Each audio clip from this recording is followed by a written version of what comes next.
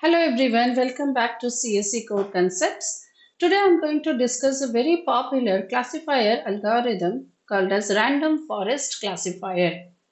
If you have missed my earlier video on the decision tree classifier, I would recommend you to please go through that classifier algorithm because understanding of random forest classifier will be for understanding it, it is essential that you know about the decision tree classifier.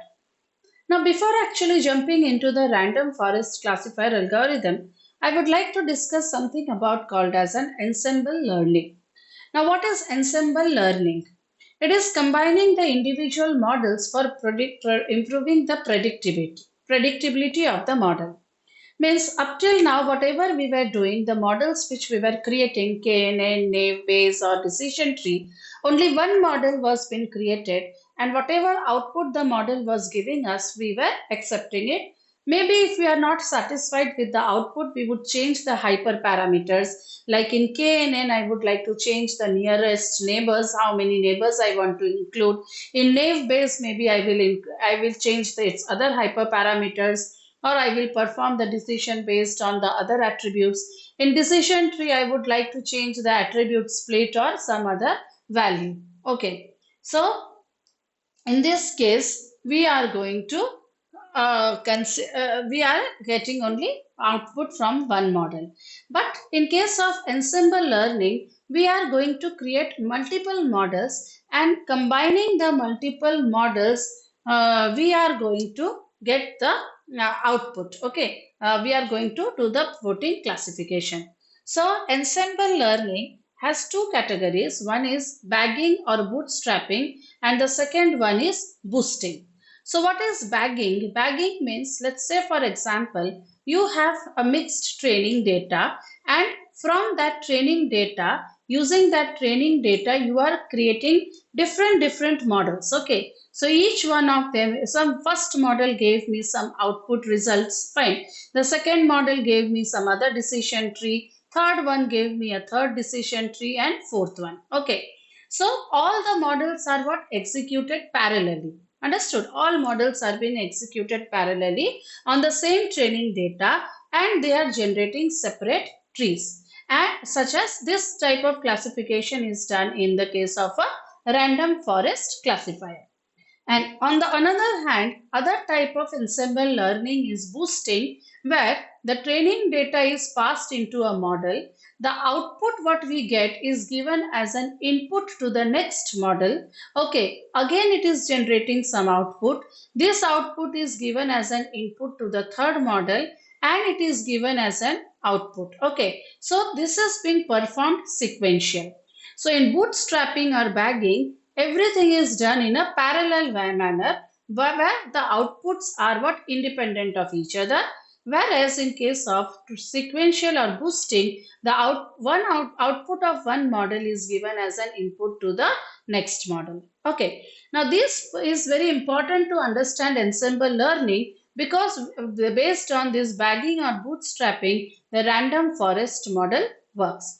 So for boosting, there are other types of models such as AdaBoost, gradient boosting, XGBoost. Okay, these are some of the examples. So basically, random forest classifier solves both classification and regression problems. So if you have studied my earlier videos, you will be knowing what is the difference between classification and regression. So classification and regression problems both are being solved. So if you have a training data set with n records, okay, so what did I say? It uses the ensemble learning, that is the bootstrapping approach, right? So in bootstrapping, what it is doing? It is creating many models. So first model it has created M1 is the output from model 1, M2 is the output from model 2, M3, Mn. So n number of models are being created. Now this is the hyperparameter that we are going to decide that based on how many models you want to get your output. Okay, that we will see when we will implement the random forest classifier. So this is called as a Bayes learner. Okay, this up to this step, it is called as a Bayes learner, that where the output from different models are generated and bootstrapping is being done. Okay, this is also called as bootstraps, like the straps of the boot. Okay, how do they go? They go in a parallel order, and then it is creating some test data. Suppose model 1 said the output class is 1. Model, according to model 2, with different combination of attributes, it got a output class 2. Model 3 created the decision tree based on different split of the attribute. The output is 1 and so on. Okay. So now it will go to a voting classifier that it will decide that out of all the outputs, which one has got the maximum votes. Okay. So maximum votes goes to the output class 1. So the output will be 1. So this step is called as aggregation. So random forest is divided into two parts. First part is the base learner, that is the bootstrapping, where you are going to create different models based on different combination of the attributes. Each one will generate their own results, and then you go to the second step, that is aggregation. So you are going to go for a voting classifier which is giving you the maximum output. But as I told you that random forest works for both classification and regression, right? So in classification, you are getting the output classes, so you can get the maximum class. But what about the regression? Because in regression problem, output will be a numerical value. Understood? So for all models will give a different numerical value. So you will either consider the mean of all the values, or you can consider the median of the values. So here the hyperparameter, what I told you is what? You are going to decide how many decision trees are you going to use for creating the random forest. Okay, what is the value of n? Okay, how many decision trees you want to create? So classification is very simple. I told you separate. So tree 1 is generated using some samples. Tree 2 is generated using different split. You can see there is a difference in the trees, right? And tree 3. Okay. So somehow you get average of all the predictions and you get the random forest prediction.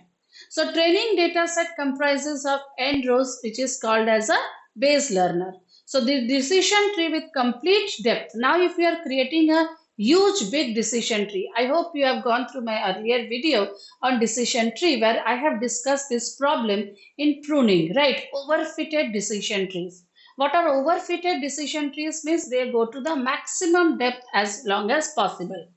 Now if we are going for a decision tree with a complete depth, it will give you low bias and high variance.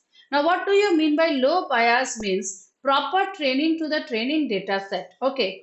Training data set is trained very good. You remember overfitting. Overfitting, I told you that training is done very properly, right? For each training data set, a proper split is been created. So there are no errors in the training data set.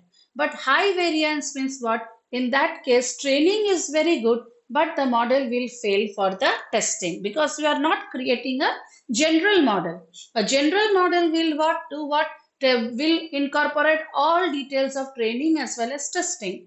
But since it is testing, will give you high errors. So this lead to a overfitted tree.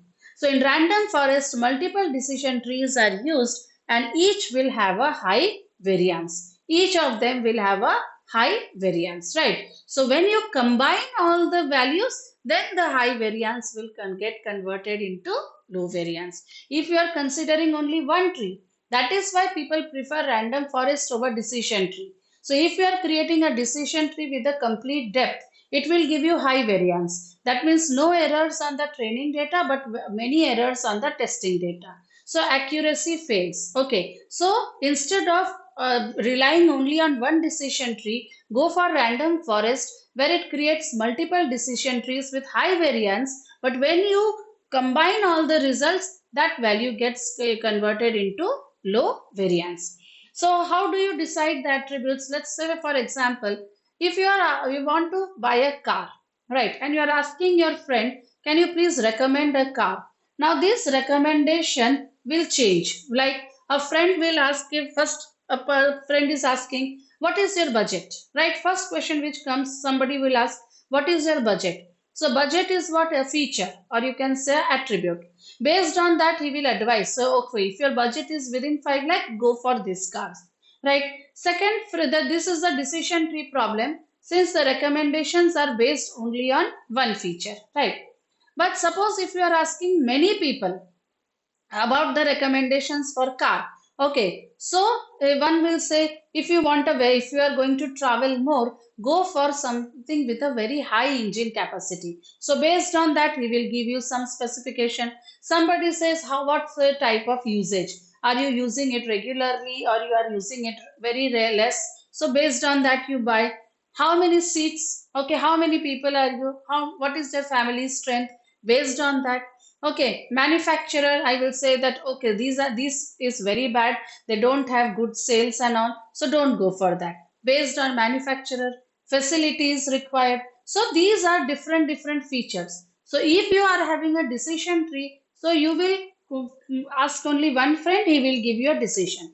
But if you are going for a random forest, for each of these features, it will create a separate decision tree. Okay, and then majority on summing, you will find out, okay, based on budget, this is a good car. Based on number of seats, so you will consider all the parameters and decide which car you want to buy, right? So this is application is you very highly used like analyzing patient's medical history. So history, if you are saying, yeah, you have a very big heart problem, you cannot decide based on only one parameter or one blood test report, right? There are many parameters which will decide. For customer repaying debts, okay, detecting fraudsters, healthcare, e-commerce, right? So many parameters are there based on which if you want to analyze, you can go for a random forest classifier. So I hope I was able to make you understand the difference between decision trees and random forest classifiers and when you should go for them. Okay. So in my upcoming videos I will surely demonstrate the random forest classifier in RStudio. So stay tuned and don't forget to like, share and subscribe to CSE Core Concepts. Thank you.